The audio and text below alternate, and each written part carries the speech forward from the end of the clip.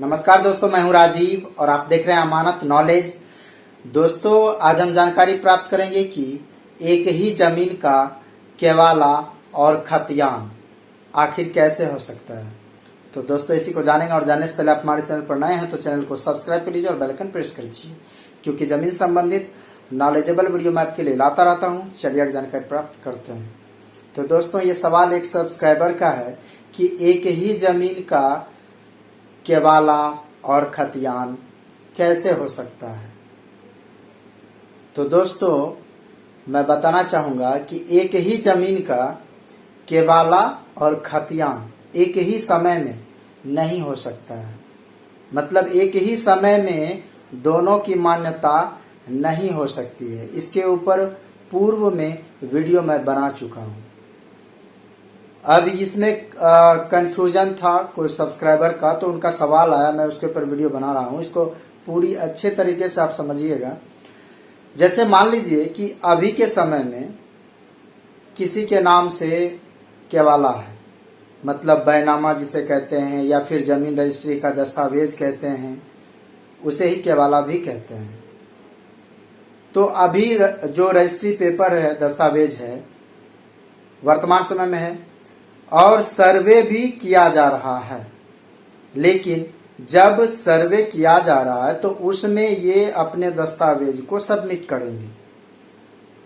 दस्तावेज जो जमीन रजिस्ट्री का पेपर है उसका जेरॉक्स, साथ ही जो लगान रसीद है उसका पेपर, दोनों वो सबमिट करेंगे। उसके बेस पर एक नया खतियान बनेगा और जब तक खतियान नहीं बन जाता है तब तक उस जमीन रजिस्ट्री के दस्तावेज का होना वो वैध होगा, वो उसकी मान्यता होगी। लेकिन जैसे ही खतियान बनकर रेडी हो जाता है, खतियान अलाउ हो जाता है, उसकी मान्यता हो जाती है, उसी समय जमीन रजिस्ट्री का जो आपका दस्तावेज है उसकी मान्यता समाप्त हो जाती है।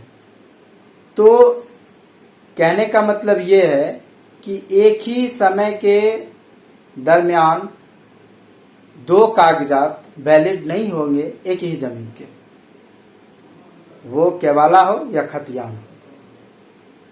क्योंकि खतियान जो बनता है वह एक मूल दस्तावेज होता है किसी भी जमीन का।